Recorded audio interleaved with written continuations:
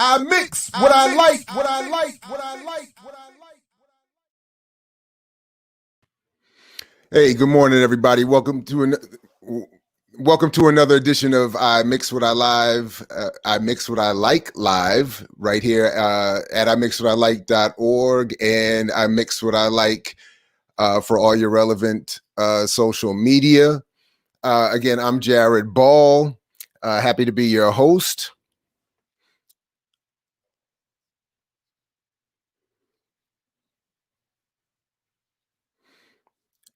Let me just get one thing set here real quick because forgive that technical bit of difficulty there. I had a little echo going on. Yeah, again, welcome to this morning to I Mix What I Like Live, imixwhatilike.org, at I Mix What I Like for all your relevant social media. Again, I'm Jared Ball, happy to be your host. Have a great conversation prepared for us this morning on Black resistance and sports. Looking very much forward to that. Please do all the stuff that everyone always is asked to do: like, share, subscribe, retweet, follow, all of that kind of good stuff. Invite people to join the live stream. In short time, we'll be obviously doing Q&A and conversation. Please get in the chat with your comments. If you watch this later on, if you don't catch this live, do the same thing. Follow up with us with any comment, critique, response, etc. Before we get to our guest, though, I did want to say a couple of things just very quickly. One, and I have not done, for some reason, since we started up this live stream, or since I started doing this again, I have not done enough, in part because I've been waiting for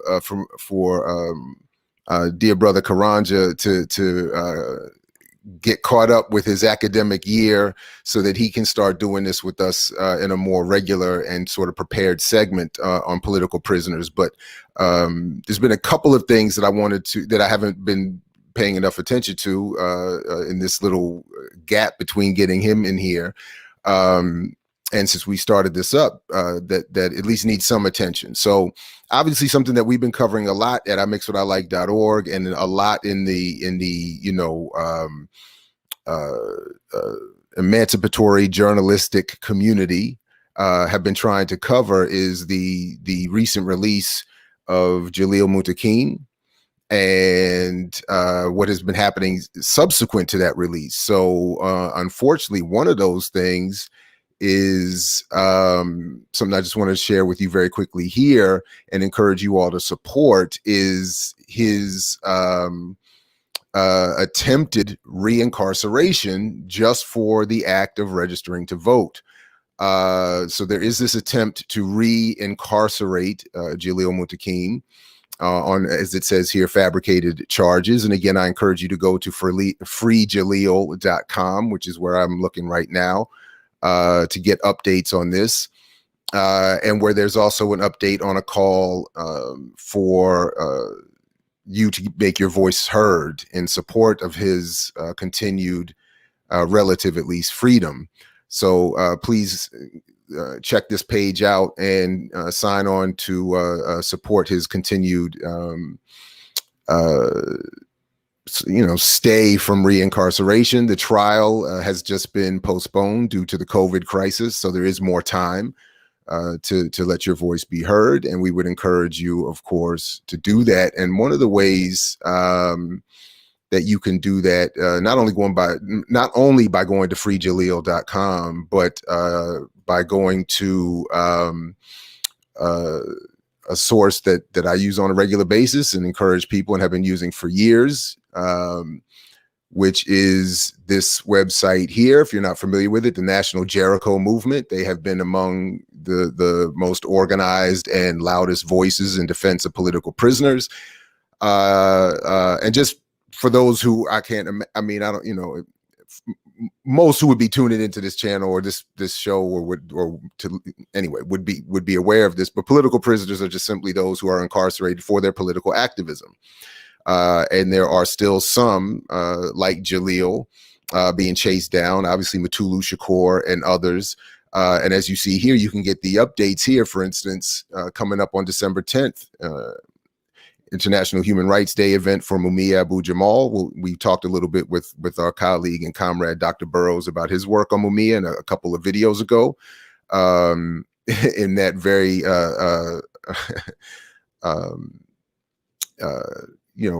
strong conversation with Brother Burrows about the new memoir from Barack Obama.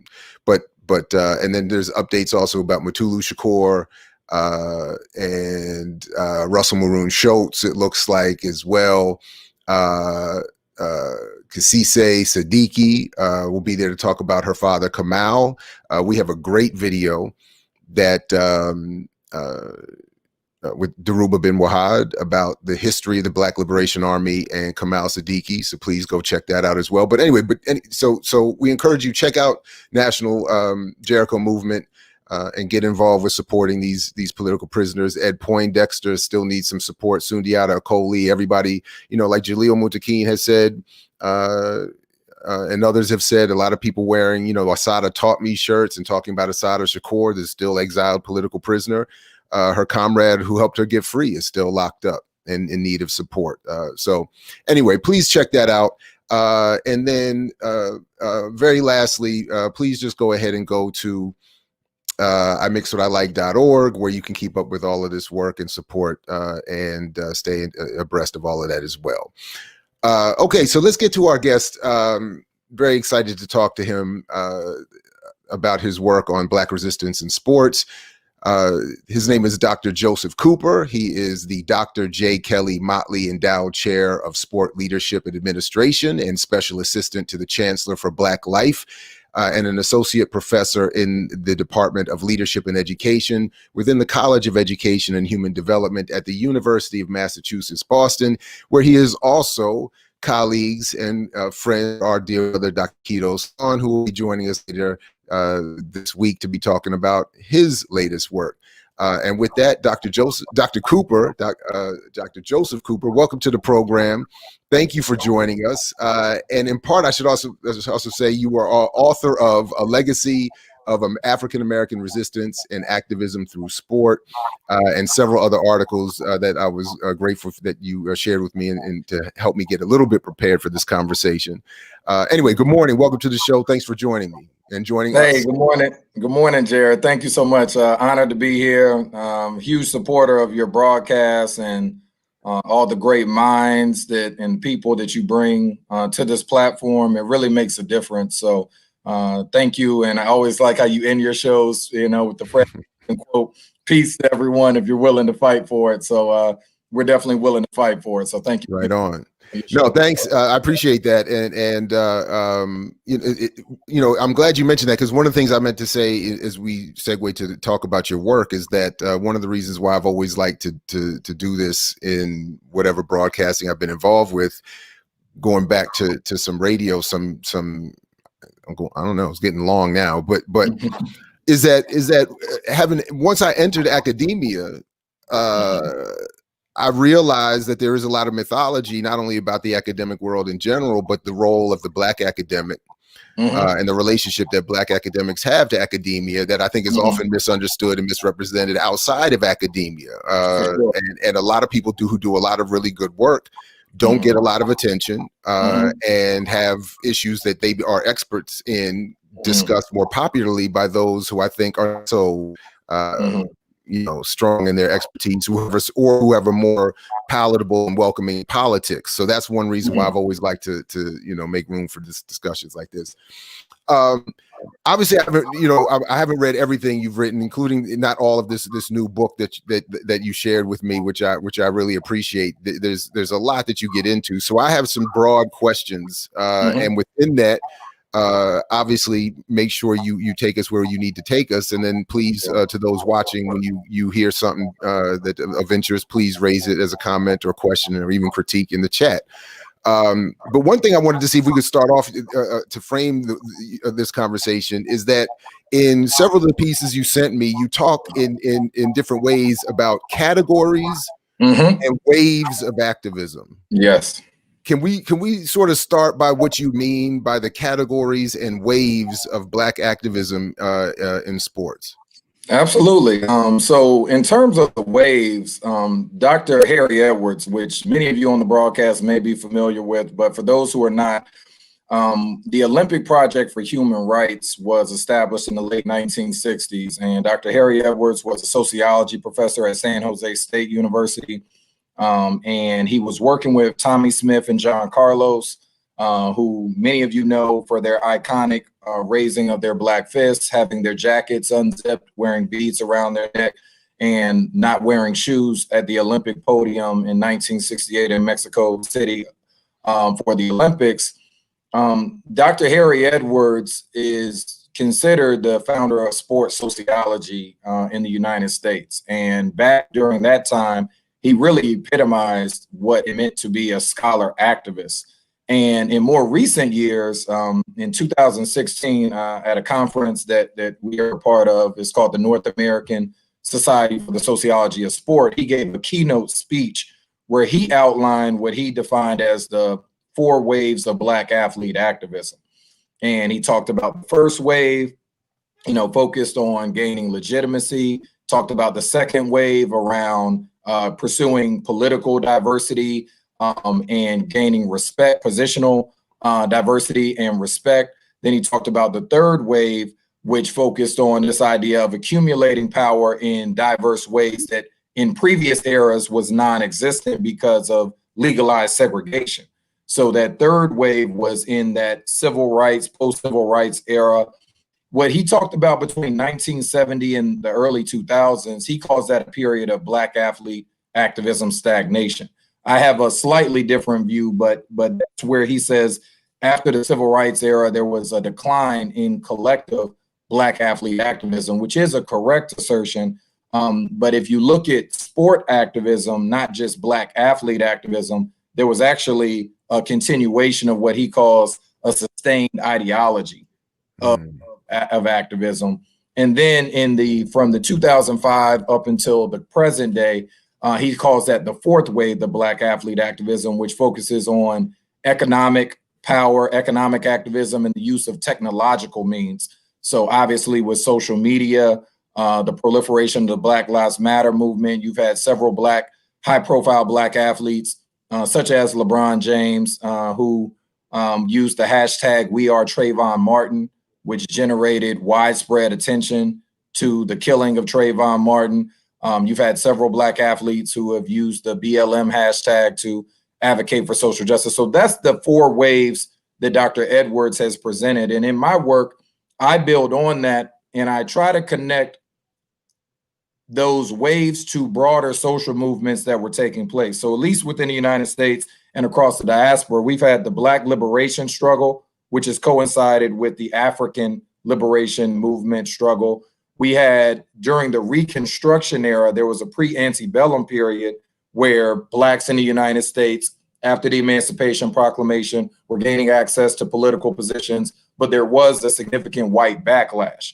And that coincided with some advances that were happening in sports like horse jockeying, boxing, where there was also a white backlash. Many people are familiar with Jack Johnson during the turn of the century, the first Black heavyweight champion, but there were other athletes, Isaac Murphy, horse jockeying, Major Taylor in cycling, Kitty Knox, a Black woman who was a cyclist, who also experienced intense backlash for their efforts to essentially secure human dignity and opportunity in sport. Then at the turn of the century, we had the New Negro movement, which we could talk about a little bit later. And then obviously you had the civil rights, Black power, Black feminist movements. And then what I call a colleague of mine, Dr. Japhis Kenyatta Cavill, who's a professor at Texas Southern University, he coined the phrase the hip hop movement as it pertains to influencing sport. And a lot of people look at civil rights movement, Black Lives Matter, like there was nothing in between. But the birth of hip hop was present.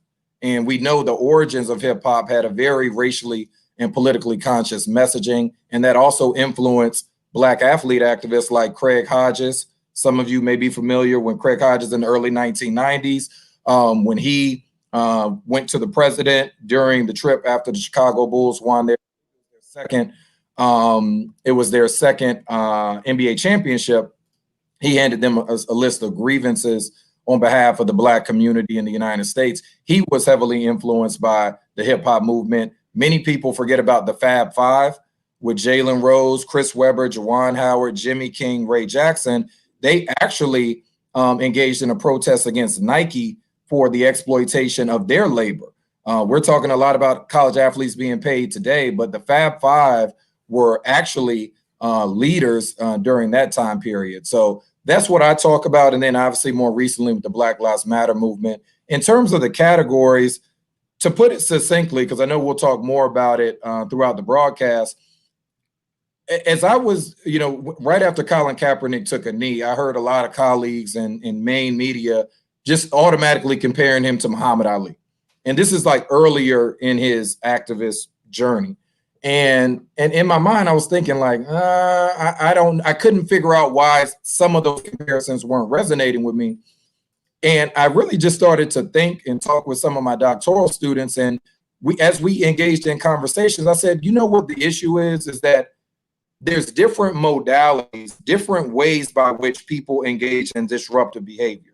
And we equate all types of activism when in reality, they're not all the same. And I know even with your work, the myth and propaganda of Black buying power, sometimes we equate what we would call economic activism with other types of activism, whether it's legal activism, media activism, mass mobilization, grassroots activism. So in my work, I try to just present a typology of activism and a typology of resistance so that we as a collective have a better understanding of the multifaceted nature in which we can activate our power to ignite change. So you got symbolic activism, which is the one we're most familiar with, protest and boycott. Hold on, Dr. Cooper. I'm wondering. I'm sorry to interrupt, but I'm wondering. I think I'm wondering if we can try to get an improved connection for you real quick. Okay.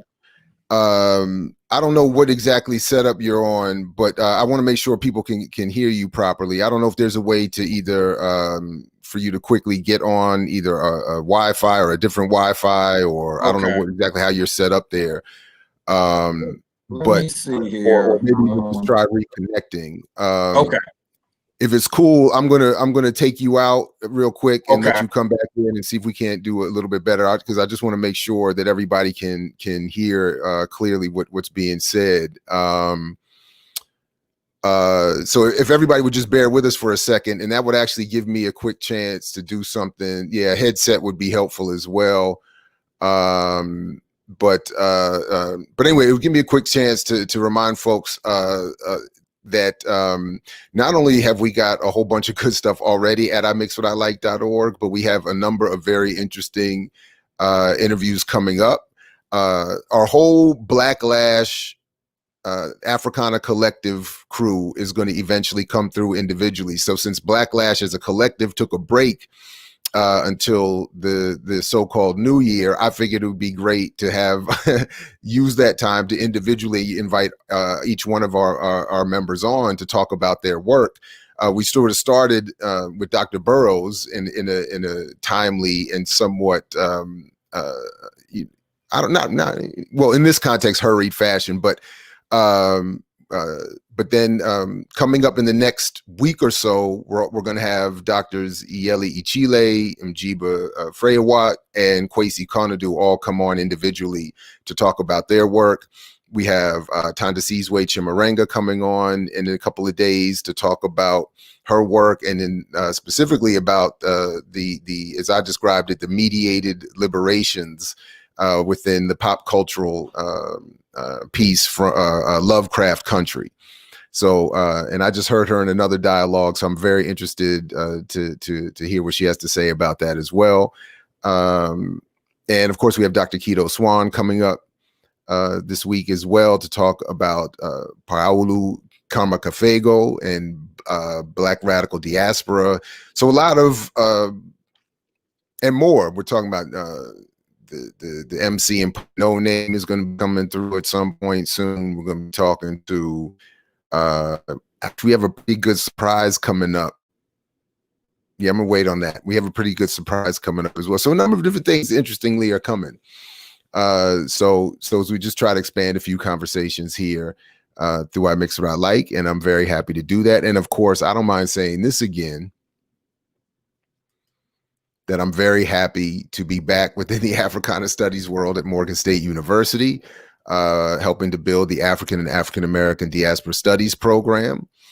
So if you know students at Morgan or who are on their way to Morgan, who are looking for a strong minor to sign up for and program to join, please encourage them to check that out.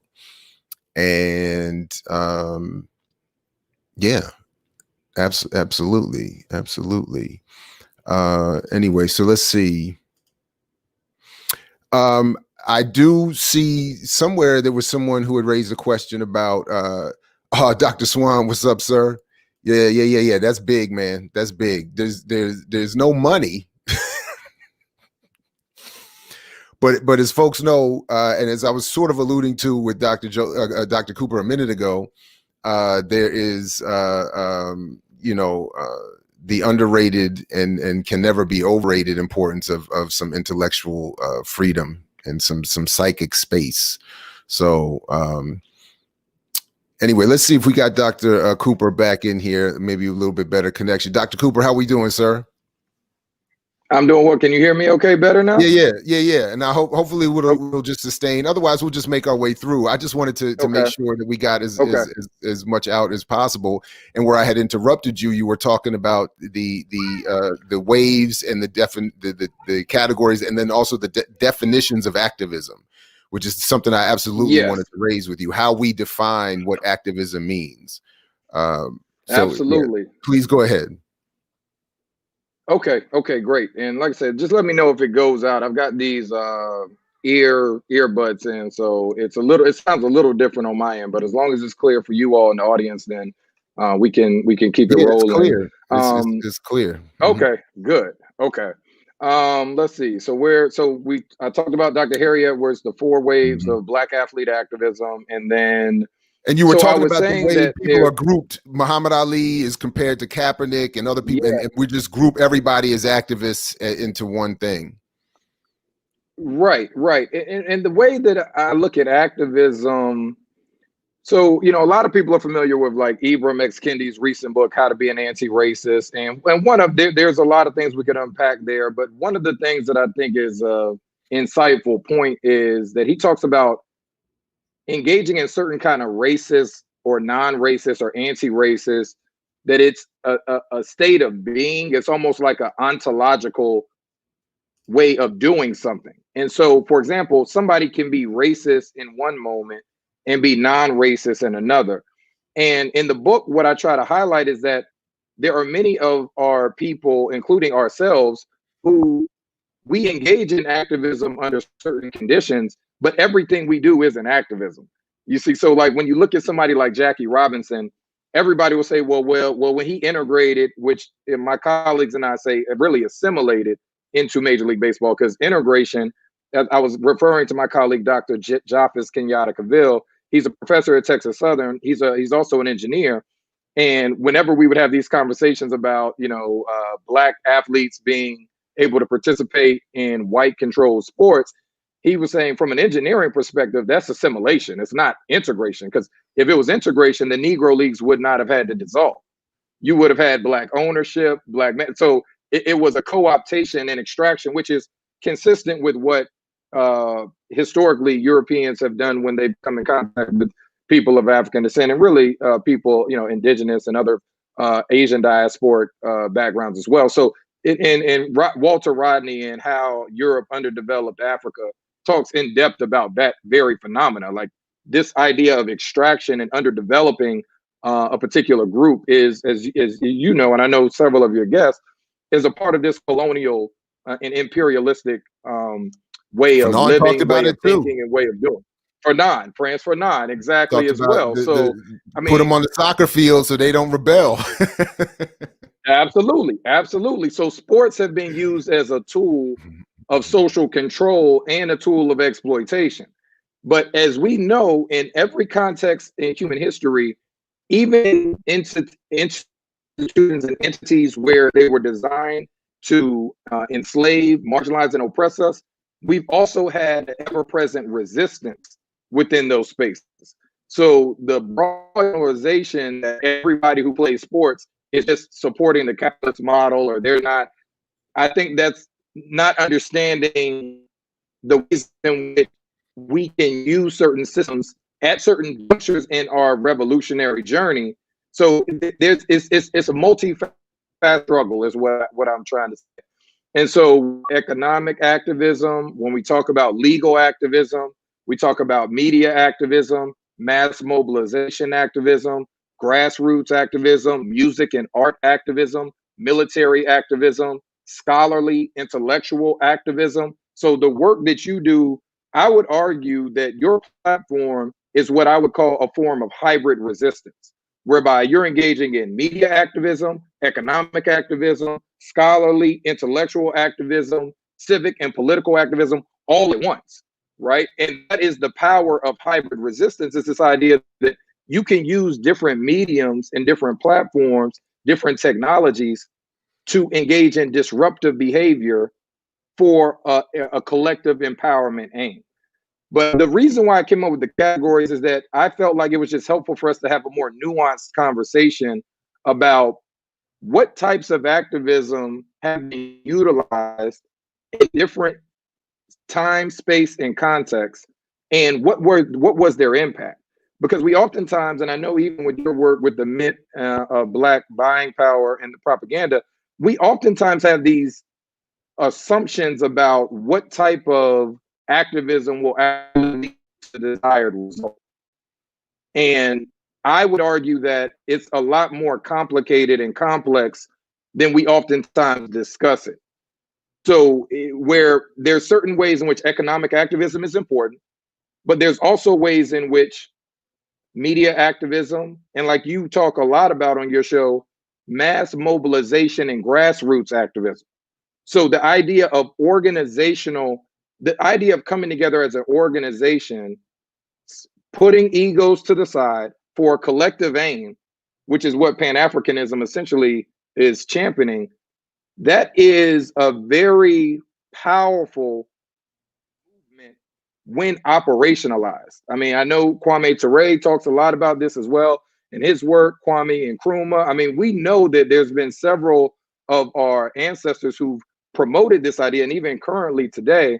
And what I say, like in the book, and what I talk about is that there have been several Black athletes who've also championed it.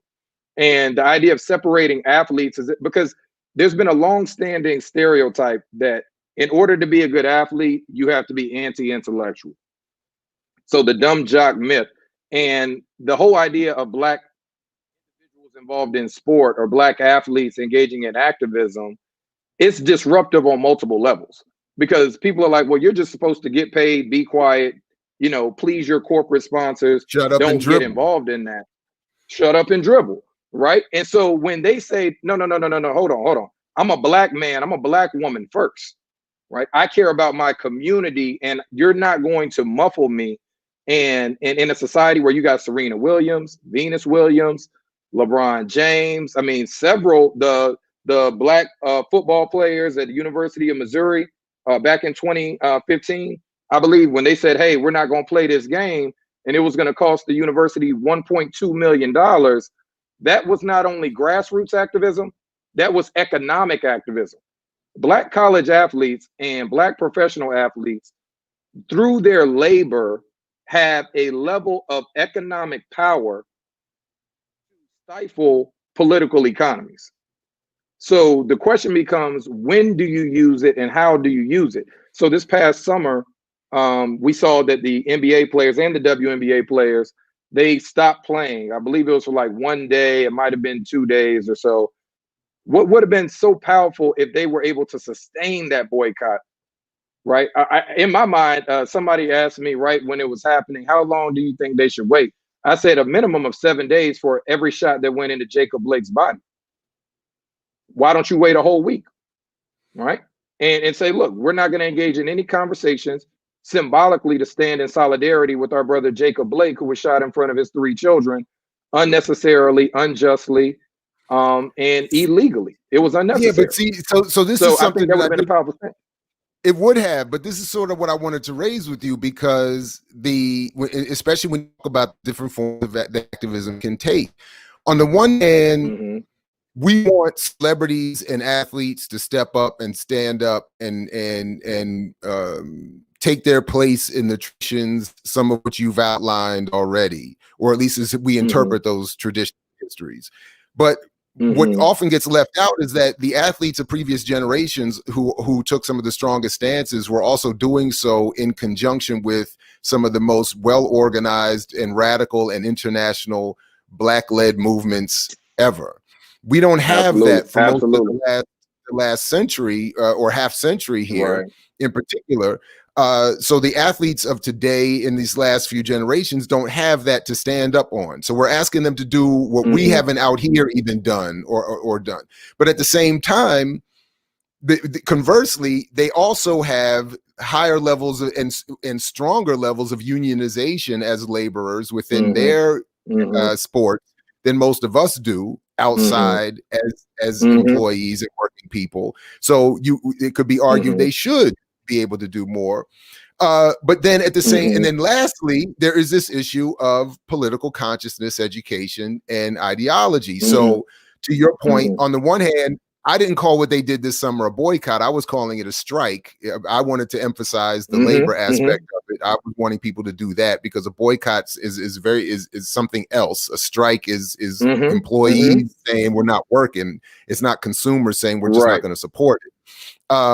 But they're not organized well enough to do that. And then, of course, they were able to be sort of picked off by having Obama come in and tell them to go ahead and play. So someone who should have been, theoretically at least, offering a more radical encouragement to them was literally telling them, let us handle it. You go back and play, and weaken their ability to make any point. So I don't really have, please respond any way you like to all of that. I just wanted to sort of throw all of that out there as some of the competing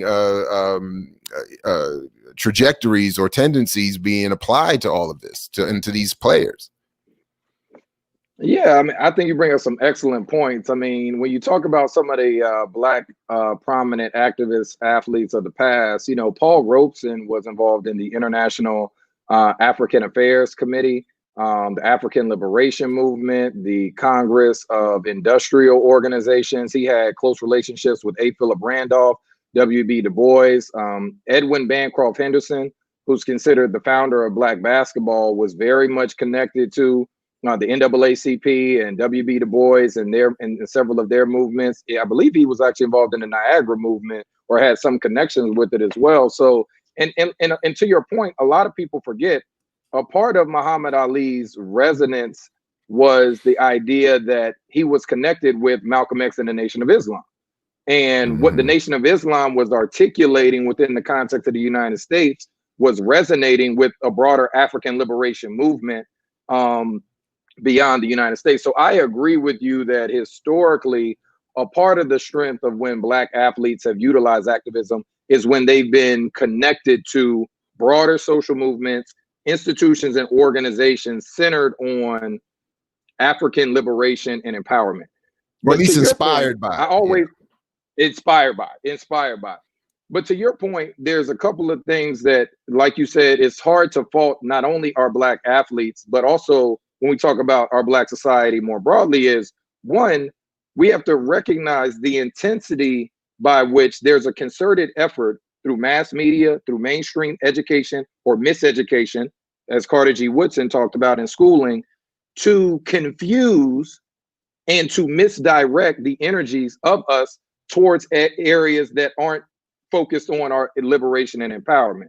So you almost have to dig and search, unless you grew up in a radical household or you grew up around, parents. Think about it. When Tupac, and this is connected to sport too, Tupac Shakur, the reason why he was so political in his speech was because his mother was involved in the Black Panther Party. Like, it's not like he was just some random Black young male growing up in the suburbs and all of a sudden he became radical. He was in a context that created an atmosphere, if you will, for that type of consciousness. So I always talk about, there's a lot of scholars and various personalities who talk about it.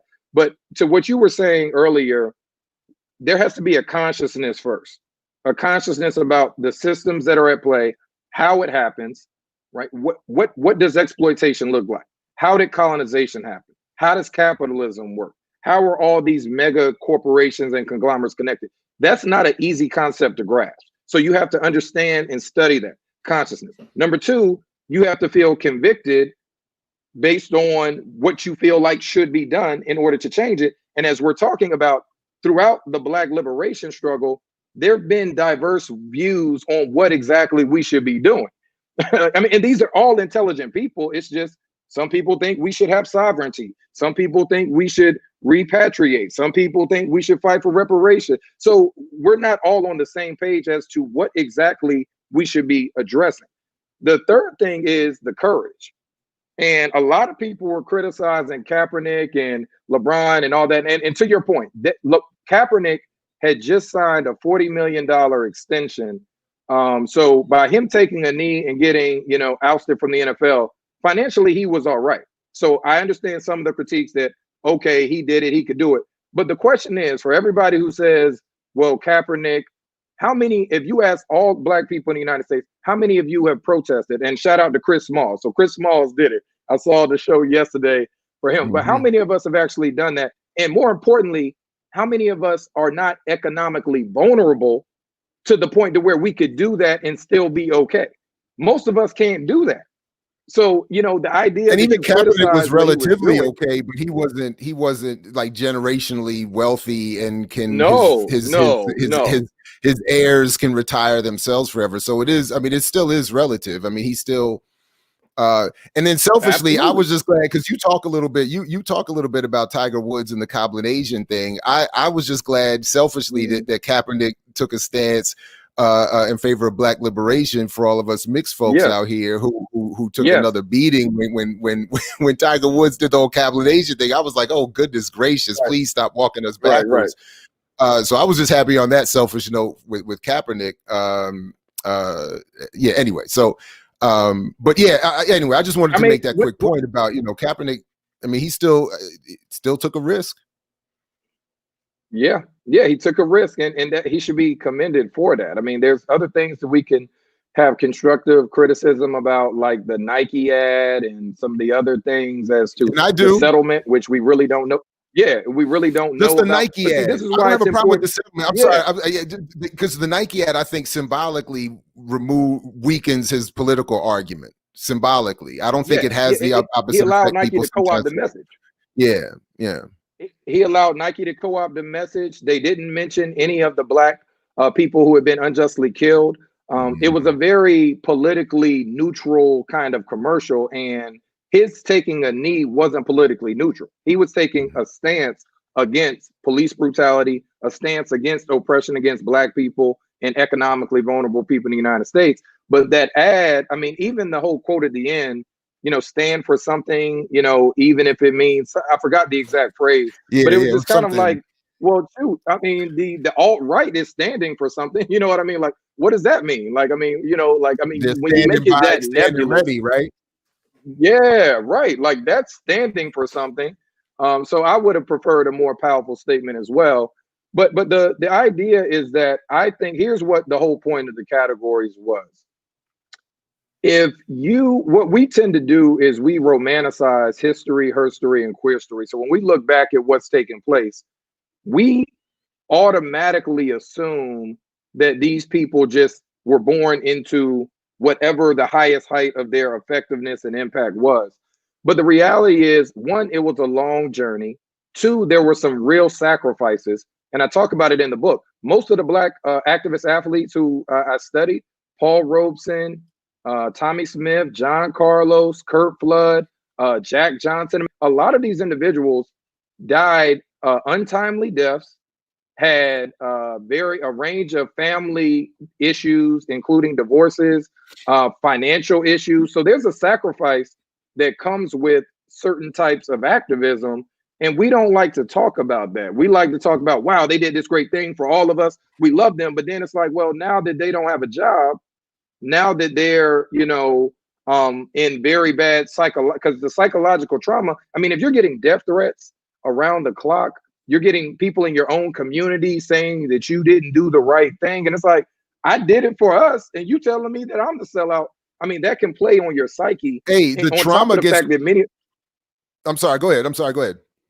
No, I was just saying, to your point, the trauma is so intense. And what a lot of people who don't study certain types of sports, there's also trauma that comes from the collective hubris being involved in a sport.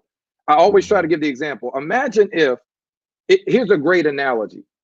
When people who win the lottery, you know, they do the studies where they say like 5 years after people win the lottery, they're back in the same economic condition or even worse.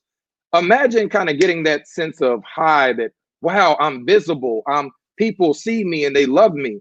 For Black people who have been deemed as invisible, have been deemed as subhuman, when you give us that kind of attention and that kind of transient amount of economic resources, and then at some point that all goes away, I mean, that's a major traumatic blow. I mean, that's, you talk about post-traumatic, whatever you want to call it, that is major. And a lot of us underestimate that it's very difficult. We talk a lot about it when people go to the military and return to civilian life. We talk about it when people have been in abusive relationships and come out like, but we don't really talk about it in terms of sport, particularly the physical contact sports like football, where there's also brain trauma at play. There's this, what Dr. Edwards called the post-athletic career disengagement trauma. So if you're a Black athlete and you didn't engage in activism, you are susceptible to post-athletic career disengagement trauma anyway. Then if you put the activism on top of that, there's going to be a whole level of trauma that comes with that. So, you know, for me, I think it's important that when we have these conversations, we really look at it from a holistic standpoint, the holistic human being, the holistic ways in which we can activate our power. Well, I'm always saying you can't be rich, famous, and radically political at the same time in this context. That no one has sustained that yet. And there's a trauma that's passed down even to the children. And I would invite people to check out.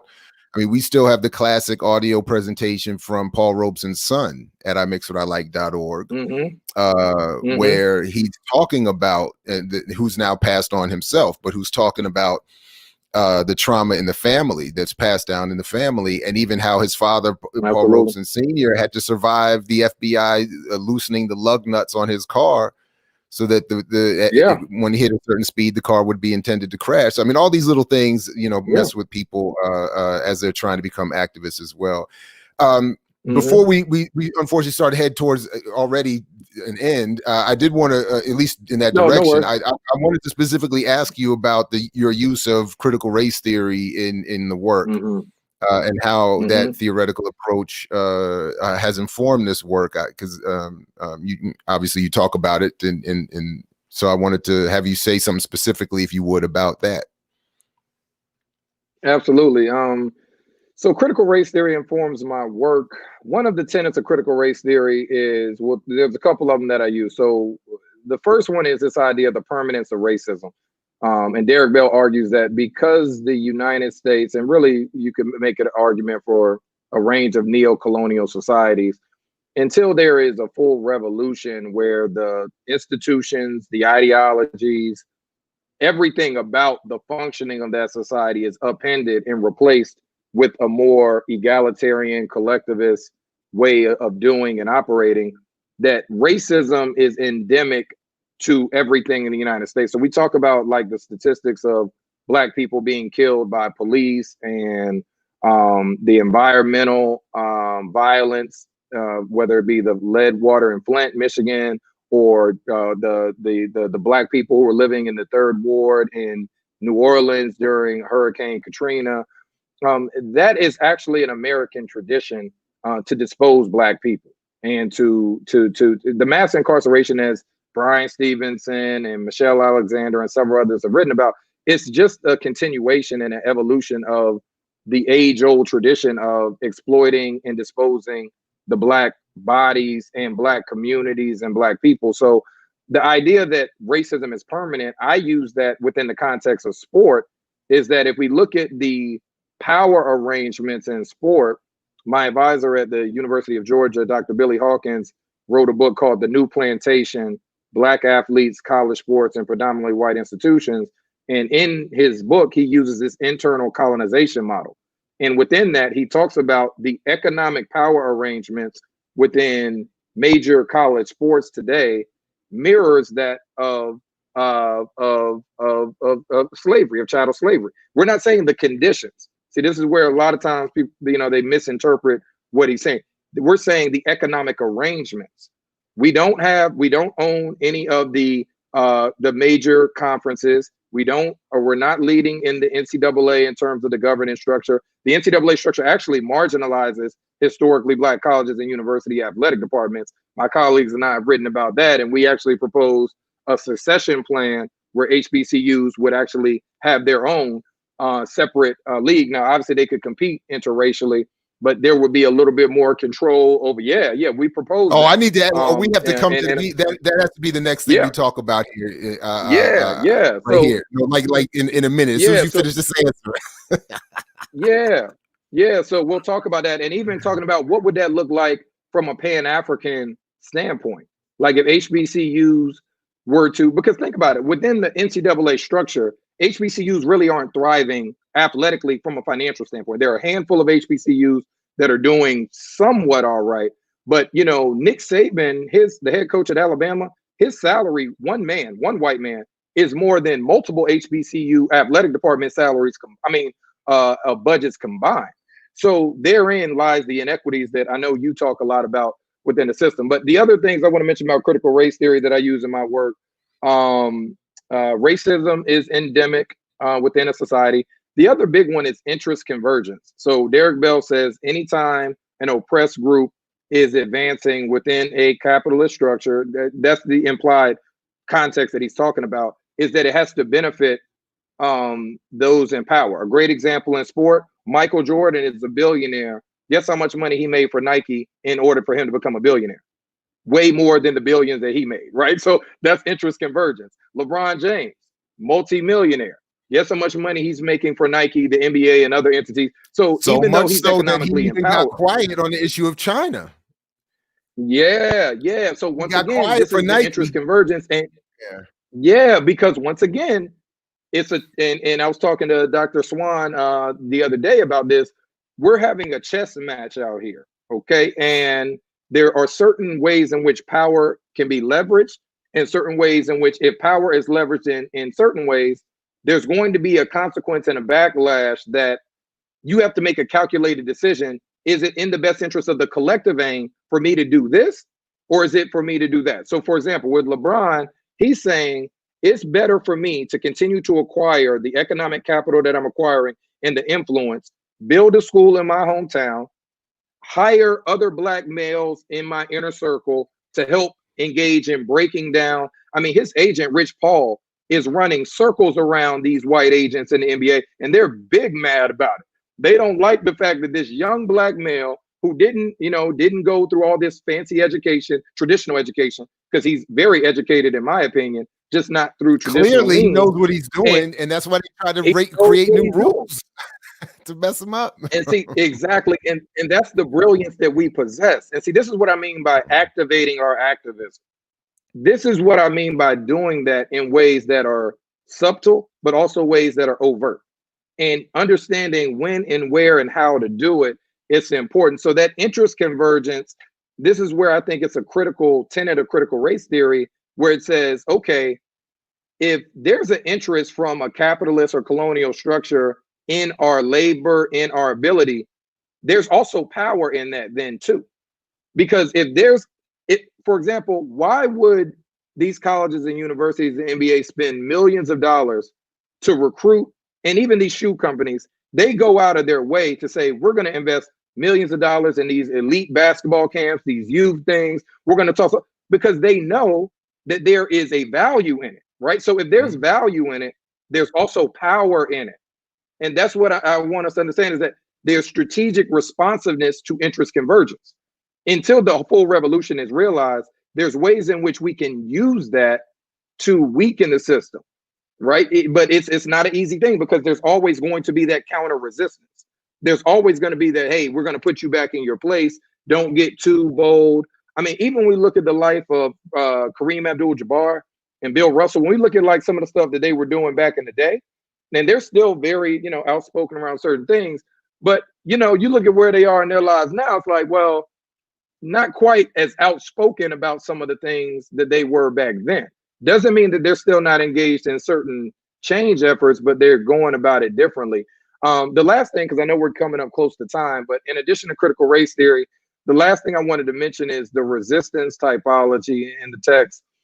The different levels of resistance are agency, advocacy, pioneering, activism, hybrid resistance, activism, social movements, revolutions, and sustained cultural empowerment. So agency, on the base level, we all have personal agency and we utilize it in certain ways to engage in resistance. Advocacy is oftentimes you're supporting a cause, but a lot of times advocacy can be in the form of philanthropy, charity, kind of really non-disruptive forms of positive social engagement. Pioneering, not under all circumstances, pioneering can be activism, but it's not always. For example, Michael Jordan's the first black athlete to be a billionaire, right? I would not argue that him becoming a billionaire in the capitalist system is activism. Jackie Robinson, you know, right, not at all. But even like Muhammad Ali declining the draft, and even Curt Flood suing MLB, those were acts of activism, right? So even though they were pioneers in ways that they had to suffer, they also ignited positive, because of what Curt Flood and Muhammad Ali did, there were subsequent generations that benefited from their sacrifice. So that's where the pioneering and still benefiting really well from it. So then let me just break down the other ones real quick. Hybrid resistance is this idea that all of us have the ability to engage in resistance in different ways at different times. So let's say through your platform, you're engaged in media activism. But then let's say when you're with your family, you use your personal agency to buy books that have prominent Black or positive Afro-American messages in it. And then let's say when you're at school at Morgan State, you're using your platform to engage in scholarly activism. That would be an example of hybrid resistance. So everything you did is interconnected, but it's different. It's not all like, so a lot of times we think, okay, if Kaepernick took it's all branding though, because to me, all of those I would label as insufficient. You're labeling those activities as hybrid resistance. All I'm thinking of is that is just, that's light work. Right, it is, right? So it is light work, but see, here's the important point of why I did the typology is that you, because of your background and everything that you've been exposed to, your level of consciousness and your level of engagement in resistance is going to be more than people who didn't grow up in that kind of environment, who didn't have access to that way of thinking and doing. So by creating the typology in this way, you're giving everybody an opportunity to see, where do I fit in this? Because if we're measuring people, whether they're activists by like what you and Dr. Ichele and Dr. Burroughs do, there's a lot of us that are falling short, right? Like most of us are not going at that level. But if we could say, hey, even if you're at this point, you can leverage what you can do, and hopefully eventually you'll get to a higher level of engagement. So when you look at Black athletes or Black sports people, Paul Robeson, Dr. Harry Edwards, like these are individuals who are at, like, if you have a Mount Rushmore, if you will, of like full sacrifice and taking it to that level. I don't think LeBron James is at that level, but if he can use what he can do in his space, and other young athletes can use what they can do in their space, and older athletes use what they can do in their space, there's a power in collectivism. So everybody can't do emancipatory journalism like you, right? Like there's a reason why there's a set of skills that you have, a set of training that you have, a set of consciousness that you have. But somebody in another community, they can do some grassroots organizing, right? Somebody in this community, they can say, hey, at our local school district, if we don't have a focus on African-American studies and African-American experiences, we need to get involved in the PTA to make sure that that's in our schools. We can, at this church, that maybe our church or mosque or synagogue or temple, we haven't been as active in addressing some of the issues in our community. So if you give everybody the ability to engage in an activism that could lead to change, I think that can have a multiplier effect. I think what happens is, hold on a second, Dr. Cooper, hold on a second, because I got to do this because I know time will come up and become more of an issue here shortly, so I forgive this, but I want to impose this segue because first I want to say I'm very glad you've done what you've done here in your work for me, because I think it's important to identify different forms of activism so that people can sort of suss out on their own how they value each form or not, because I think none of what we're doing is well enough organized or nearly radical enough. Right. But this is but you mentioned this issue of the HBCU and shout out to Kevin Blackistone, Washington Post, the ESPN journalist, you know, who from time to time will talk with me about a couple of things. He and I had a conversation a couple months ago about this. The potential for HBCUs to play certain roles. Now, I was making it. I was discussing, from my point of view, it was more along because you know Jamel Hill and others have had renewed some of the popular discussions around HBCU should sort of break off, sort of almost nationalize. Black students should go to HBCUs as like a matter of protest, build up HBCUs to be a competing. But my thing was, this is sort of the sports equivalent to the buying power mythology, that HBCUs don't have the venture capital support, don't have the political connections, don't have the donor base, don't have the wealthy student base, don't have any of the things these other. So the level of risk and sacrifice we would be asking these top level athletes, number one, who are not organized any more than the rest of us, is not fair or realistic. And then it again creates this mythology that HBCUs could ever catch up economically, or that politically HBCUs are even desiring to do something like that. Because for the reality is, for a lot of HBCU faculty administrators in particular, this sort of second class citizenship thing works very well for them. So anyway, I lay all that out very quickly. We didn't plan to talk about this, but I'm very interested in hearing you talk a little bit more about this plan for HBCUs that you brought up. Yeah, so you hit on so many points, man. I hope I can come back on, Jared, man. This is great. Yeah, no question. And look, my thing is, I have class in an hour. So we can. My only rush is that I have classes in an hour. So anyway. So okay. We'll come back to it. So let's hit off some of these points. So one, as you mentioned, HBCUs are not monolithic, and my colleague Dr. Cavill always says that. So private, public, where they are across the United States, the states in which they're located, influence the politics that they engage in. Economically, all HBCUs aren't in the exact same place. We know that comparatively, they're economically disadvantaged to historical whites, but that's because they've extracted and stole the wealth of, we know why that is. So that comparison it's like, if I take everything from you and keep it for generations, and then I say, okay, now you can do a little bit, and then say, well, why don't you have as much as I do? It's because you stole it. Like that's an easy answer as to why there's a disparity. It's not about work ethic. It's not about HBCUs. Like even with the mismanagement argument, there's a lot of white schools that mismanage money too, and they're not penalized in the same way. So that it's about the extraction, the unjust and immoral extraction. To your point, this is a very important conversation for our people to have. I agree with you wholeheartedly that the organization and the political organization is essential to our ultimate liberation. However, if that is the only marker of success, then a wide range of what we do is arguably futile, because it makes it so that if that is the end goal, which takes a lot of time to build, a lot of relationship building, a lot of unlearning. So remember how Carter G. Woodson talked about our miseducation. To your point, what's that quote? And I forget who says it. Several people, I'm paraphrasing it.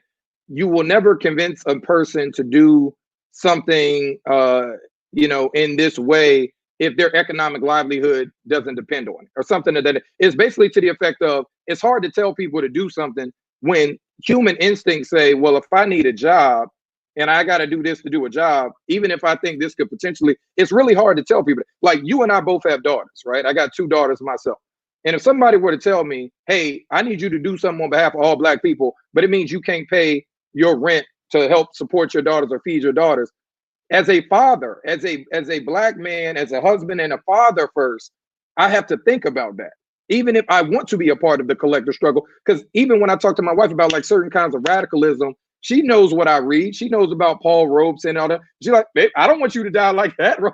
I don't want you to go out like, we need you here for our daughters and their children. And so there's that real tense issue about our collective liberation. A lot of times people were saying what they're willing to do, what they criticize somebody else, but they're not even doing that. I'm like, you doing it from your standpoint, but you still economically can support yourself. And everybody don't live in a DC, a Philly, Atlanta, and these incubators where maybe just Black people supporting you will be enough. What about our people living in Iowa, people living in Washington and other places where we're not a critical mass, where you have to work with white people, you have to live around white people, you have to, probably a lot of your neighbors have different political views than you. So if you get too out of pocket, you're making it unsafe for yourself and your family. So let me get back to the HBCU point. What I'm arguing, I'm not saying HBCU succeeding from the NCAA will lead to our collective liberation. We are in agreement that we need to have mass mobilization, political organization to do that. What I am saying is that it would make a stance to say, we're in an economically exploitative situation right now. The NCAA, the way it's structured, is not benefiting us. If we were to step away from that, at worst, athletic departments would just dissolve, right? So let's say it gets to the point we can't financially support it. We got to cut programs. Spelman, Paul Quinn College, a lot of other schools have done that. They've cut their athletic departments and reallocated those monies into other areas. We talk about that in our research as well. I'll send you that article as well. So that could be an option. But let's say, man, you're saying HBCUs should cancel their athletic. I mean, not that you're saying that you're saying it's an option that others have engaged. Have done that. Some of them have done that. Like Paul, I know that sounds terrifying to a lot of people. Well, to some people, but this is where we have to have the work. I'm saying we should keep the athletic programs. I'm saying what we don't need to do right now, and I'm talking about right now within our short-term 5-year, 10-year, 20-year plan, is say if HBCUs succeed from the NCAA, within 5 to 20 years, compare our economic vitality to University of Alabama, University of North Carolina, University of Kentucky. That's not what, for me, that's not the goal. The goal is building what you're talking about.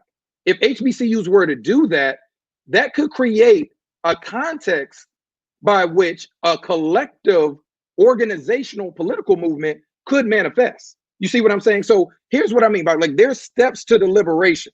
And a lot of times we look at the ultimate goal and we say, okay, we take this step. Oh, that's not that. But that's not what it's supposed to be. You see what I'm saying? Like Paul Robeson wasn't supposed to be Muhammad Ali. You see it as like Nat Turner wasn't supposed to be Malcolm X or Dr. Martin Luther King. Nat Turner was supposed to be Nat Turner. So because of what Nat Turner did, then we had subsequent, because of what Gabriel Prosser did, because of what, so every generation has a part in the intergenerational struggle. So I think if we can reframe what we define as success for us as a generation, obviously we all will want a revolution now, at least those of us of like-minded, we will want to tear this all down now, build a society that's egalitarian. All of us are supported. We got enough wealth and courage and commitment to do it, but there's a better humanity that's possible. But what I'm saying is that if the HBCU athletic programs were to take that stance, I agree with you, it will require some relationship building and some mutual interest being met. But I just don't think that being in the current, so it's like we're in a very bad situation now within the current structure. So my thing is, let's have a radical imagination and let's put all ideas out on the table. And before we dismiss the ideas, let's talk about, because the succession plan is a means to an end. It's not an end in of itself.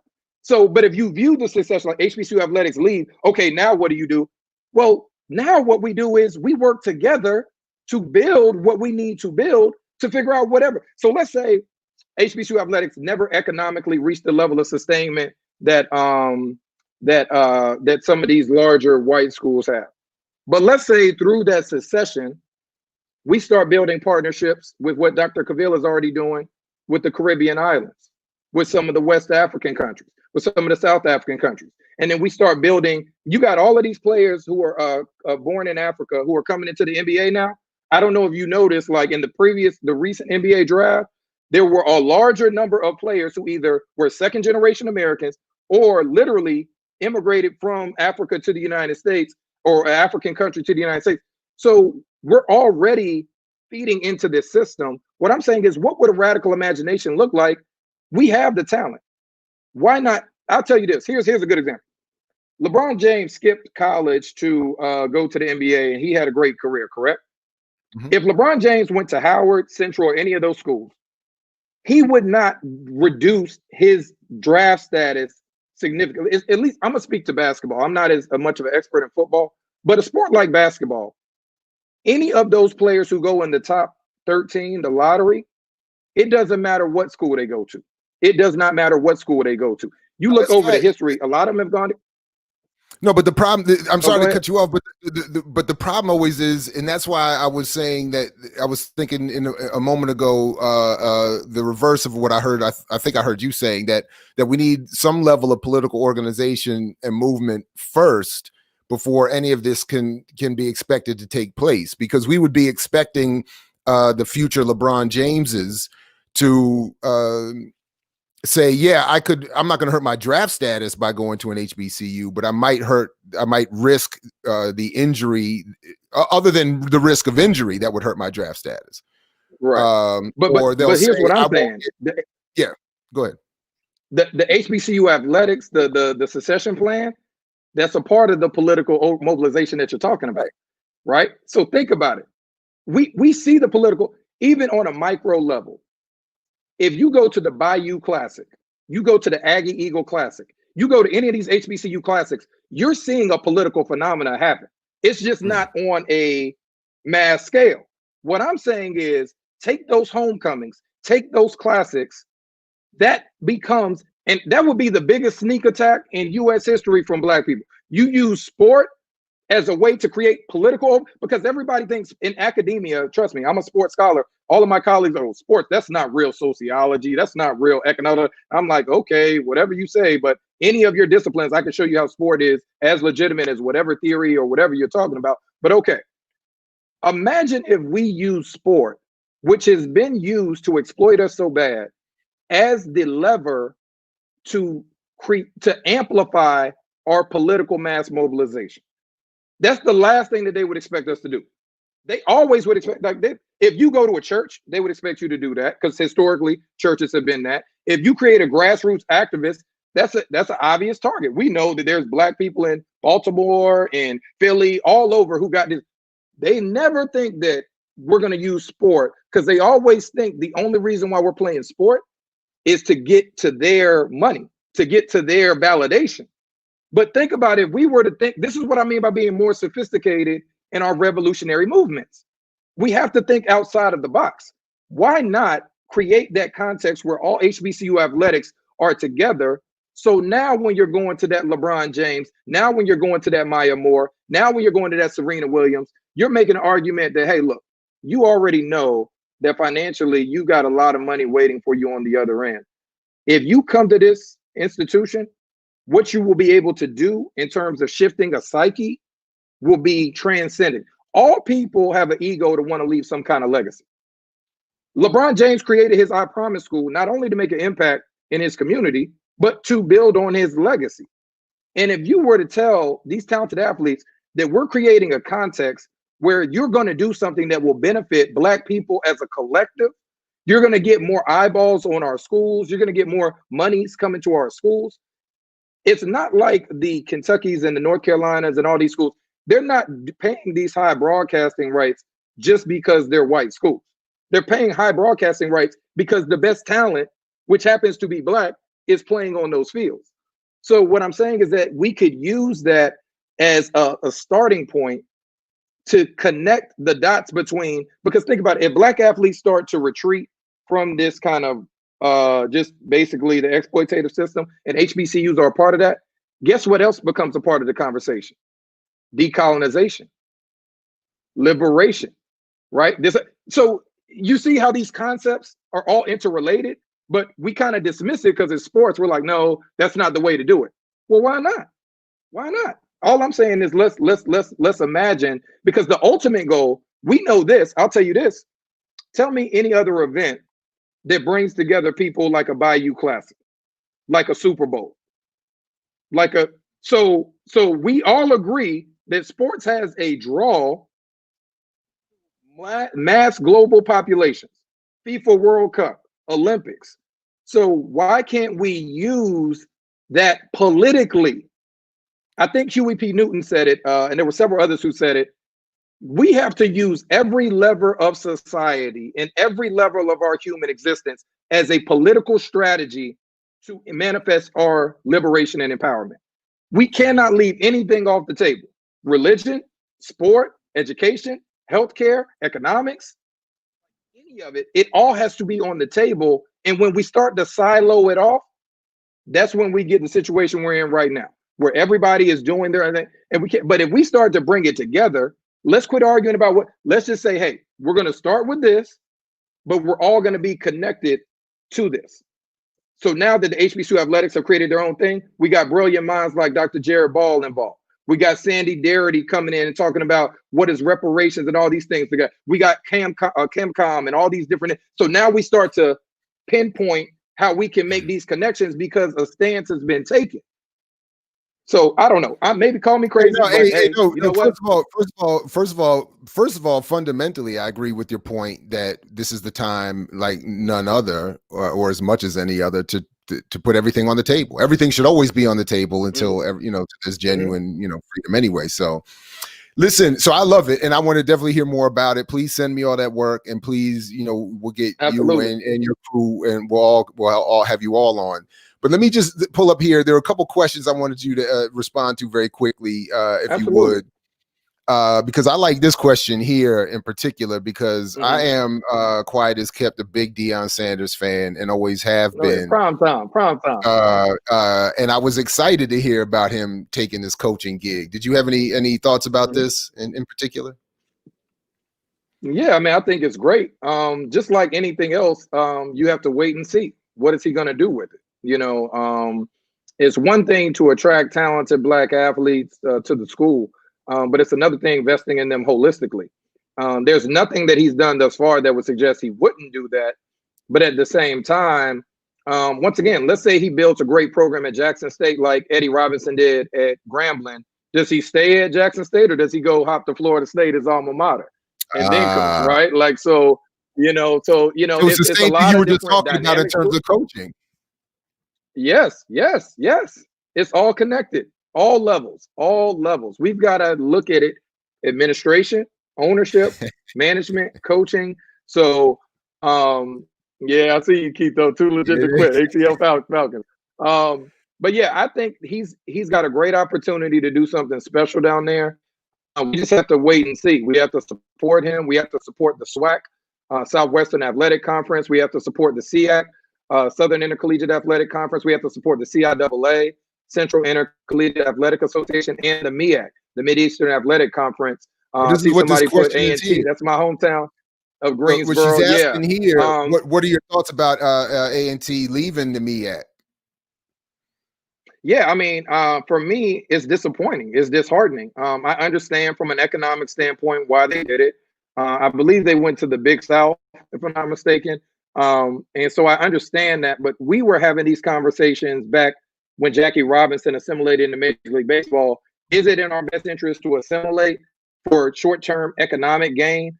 Or is it in our best interest to continue to keep the fight of building our own structures and controlling them? I understand why they did it. But personally, I would have preferred for them to stay in the MEAC. Like I proposed in our previous work, I would prefer that the MEAC, the SWAC, the CIAA, and the SEAC come together. They could still have their regional competitions and rivals, but I would argue that they come together, and the schools that are in the NAIA, which is a lot of people don't know about the NAIA, like Xavier, college university down in New Orleans, they're a part of the NAIA. They're not a part of the NCAA. So that's a smaller governing body of intercollegiate athletics. I say all of those, Edward Waters down in Florida, a lot of those schools, I'm saying all of them come together and we create our own athletic governing body.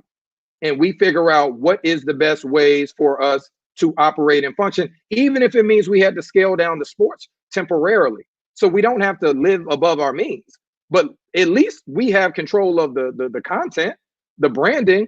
And shout out to HBCU Game Day, Dr. Cavill. There's several others. I'm blanking on everybody's name, but everybody please support HBCU Game Day. Inside the HBCU Sports Lab, the Heritage Group based out of Houston, Texas. So please support them. Dr. Jeremy Cheeks, who's at Alabama A&M. He's doing great work down there.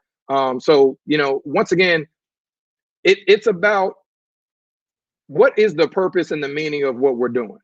And even if we look back during enslavement, Jim Crow, et cetera, there were a lot of things that we were doing in our communities that didn't immediately lead to our ultimate liberation, but we had a sense of human dignity. We had a sense of control of what we were doing. And there was a sense of pride. There's some things that are priceless. And I know that's kind of sentimental in a capitalist society, but there's some things that aren't for sale. David Banner talks a lot about this on his Banner Vision channel. There's certain things that aren't for sale. And I think that if we stay true to our value system and not get so caught up, once again, I'm all for reparations. I'm all for economic. I'm for that. But I also think our greatest value on earth isn't based on these arbitrary economic materialistic things. Our greatest value, Huey P. Newton says, like, and he talks about revolutionary suicide, the idea of striving for liberation, that is a form of humanity that can't be replaced. So what I'm saying is that if we as an African people are committed to doing this work, there is victory in the struggle. Like we don't have to always say, well, what about, I don't want to be a University of Kentucky if I got to exploit Black athletes to do it. We're like, I don't want all that money. Like everything comes with a cost. And when we talk about in a capitalist society, a lot of these people who we quote unquote put on these pedestals and idolize, I don't operate by that moral code. I don't want to be a trillionaire if that means I got to exploit millions of workers. Is that what we're fighting for? We want to do that, which is the argument that we talk about, or at least I know some of your guests have talked about with Black capitalism. If HBCU athletics create their own, I'm arguing that we don't try to engage in Black capitalism. I'm saying we create our new economic system that's centered on African-centered values and political consciousness. Banner, he's still okay. Yeah, that's I don't know about God is Crew about Banner. Yeah, I mean Banner, we all have our areas honestly, of I don't think. improvement. Yeah, I haven't heard much from him. I've been paying as much attention to him lately, so I don't know what he is or isn't on. Yeah. But I just figured I'd share that comment. We heard also from, of course, the Godfather himself, Mr. Thomas Porter. Thank you very much, Baba Kaba, Brother Keto, everybody. You know, I appreciate seeing all you good folks out here. And unfortunately, you know, we're gonna have to move on.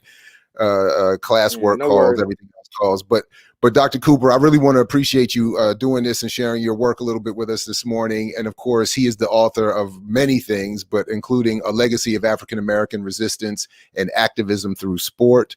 We will definitely have to have you and other members of your crew on for more discussions about all of this, because this is some incredibly fascinating work. Get one more in from Mr. Porter here. And then also, please, everybody, you know, stay in touch with the platform, like, retweet, share, subscribe, and stay tuned for other broadcasts coming up. Got a lot of good people coming through. Dr. Cooper, again, man, just thank you very much. Greatly appreciate your time and your work. Man. We'll be talking to you soon. Okay.